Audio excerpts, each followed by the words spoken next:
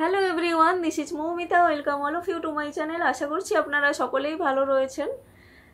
এখন এই ভোট পরবর্তী সময়ে দুটো প্রচণ্ড ইম্পর্টেন্ট পরীক্ষা, ক্লার্কশিপ অ্যান্ড মিসেলেনিয়াস, যে দুটো পরীক্ষা হওয়ার কথা ছিল, এখন ওবিসি সার্টিফিকেট ক্যান্সেল হওয়ার পরে এই পরীক্ষার্থীরা অনেকাংশেই কী করেছেন না, পড়াশুনো হয়তো কমিয়ে দিয়েছেন, বা বলতে পারা যায় অনেকটাই হতাশ যে এই ইস্যুটা এখন খুব বড় ইস্যু হয়ে গেছে, বোধহয় এখন আর কিছু হওয়া সম্ভব নয়।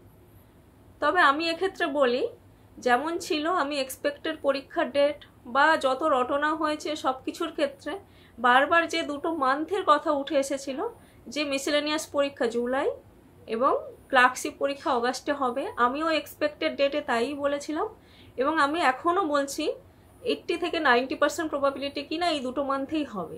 এবার বলছি কেন হবে, বেশ কতগুলো সোর্সের কথা বলবো। প্রথমত, আমি ওবিসি ভার্ডিক্টটা দেখলাম, সেখানে কি লেখা আছে কি না, অনগোয়িং প্রসেসে কোনো অসুবিধা হবে না ওবিসি সার্টিফিকেট নিয়ে।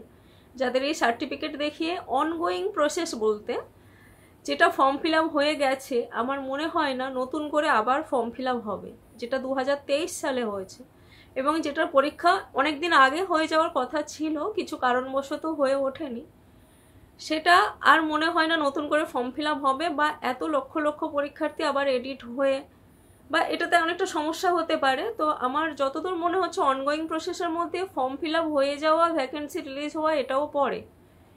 এবং এই যে বাতিলের ব্যাপারটা, সেটাতে তো আপাতত রাজ্য তো দিয়েছে, এবং সেখানে রাজ্য আমাদের হাইকোর্ট থেকে দিয়েছে, রাজ্য বলছে কি না এই যে ছুটি শেষ হলে তারপরে তারা একটা সময় বুঝে সুপ্রিম কোর্টে যাবে, এবং তারপর যাই হোক কিছু একটা সেটা নিয়ে তো সিদ্ধান্তে আসবেই। বাট আপাতত যে ব্যাপারগুলো স্থগিতাদেশ রয়েছে, সেখানে অনগোয়িং প্রসেসের উপর কিন্তু কোনো স্থগিতাদেশ নেই। সুতরাং এই ক্লার্কশিপ এবং মিসেলেনিয়াস এই পরীক্ষাটা আমি পড়ে যতদূর বুঝলাম ইনডিরেক্টলি যে এই দুটো হবে, প্লাস 2-3 দিন আগে দেখবেন আনন্দবাজার পত্রিকাতেও এরকম একটা উল্লেখ ছিল যে বাকি পরীক্ষাগুলোর উপর কোনো প্রভাব পড়বে না, যেগুলো নতুন ফর্ম ফিল আপ হবে সেগুলোতে পড়বে।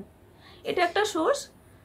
আর আরেকটা সোর্স বলছে কি 8ই জুন কর্মসংস্থান পত্রিকাতেও দিয়েছে কি না কিছু, ওখানে আমি দেখলাম ক্লার্কশিপের যে মানে কোশ্চেন আনসারের সেট বলতে গিয়ে বলেছে কি না পরীক্ষা খুব সম্ভবত অগাস্টে হবে, কিন্তু সেখানে কিন্তু মেনশন করে দিয়েছে যে ক্লার্কশিপ পরীক্ষা অগাস্টে হওয়ার সম্ভাবনা প্রবল।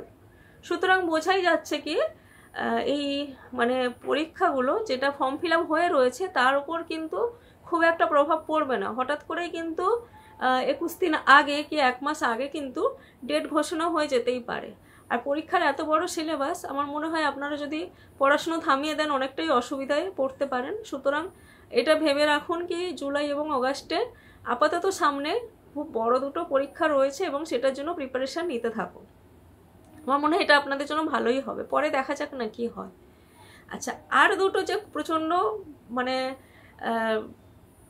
এক্সাইটিং দুটো ব্যাপার ছিল, ডব্লিউবিসিএস 2024 ফর্ম এবং আইডিও এর নতুন নোটিফিকেশান, যেটা নিয়ে আমরা সবাই উদ্বিগ্ন যে কবে আসবে। তো সেই দুটো কিন্তু এখন আসার সম্ভাবনা অনেকটাই কম, বা নেই বললেই চলে। এবং আমার যতদূর মনে হয় এই সুপ্রিম কোর্টে যাওয়া বা সেখান থেকে ফাইনাল কিছু ভার্ডিক্ট আসা, সেটার মধ্যে মিনিমাম তো 5-6 মাস টাইম লাগবেই, খুব কম হলে। আমার তো মনে হয় আরও বেশিই লাগবে, তাই তো লাগে দেখি। সুতরাং 2025-এর আগে আর নতুন করে মনে হয় নোটিফিকেশান আসবে না, মানে এটা খুব আশাহত হওয়ার মতো ব্যাপার।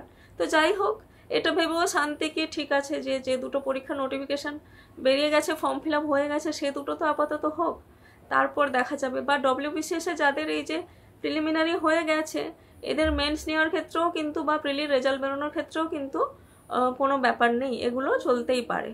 তো সেই জন্যে যাদের যেহেতু ডব্লিউবিসিএসে প্রিলিমিনারি, আমি আগে একটা ভিডিওতে বলেছি যে ফাইনাল যে আনসার কি বেরিয়ে গেছে, তো খুব তাড়াতাড়ি এটা রেজাল্ট বেরিয়ে যাবে, এবং আমার মনে হয় যাদের এই ভালো স্কোর আছে তার তো মনে হয় 2-2.5 মাসের মধ্যে মেন্সও দিতে চলেছেন আপনারা। সুতরাং এটা নিয়ে কিছু ব্যতিব্যস্ত হওয়ার দরকার নেই। এই দুটো পরীক্ষা 99% আমার মনে হচ্ছে কি হবে, খুব শিগগিরই হবে। এবং সেটা যেহেতু 2023 সালের, আমার মনে হয় ডিসেম্বর মাসে যেরকম ডব্লিউবিসিএস প্রিলিমিনারি হঠাৎ করেই ডেট ঘোষণা হয়ে গেছিলো, সেরকম করেই হয়তো হবে। তাই জন্য আমি বলবো আপনারা সবাই প্রিপারেশানটা নিতে থাকুন। খুব বেশি তো আশাহত হয়ে লাভ নেই, যা হচ্ছে তাই দিতে হবে। আপাতত কি বলবো, সবাইকে বেস্ট অফ লাক। ভালো থাকবেন সবাই।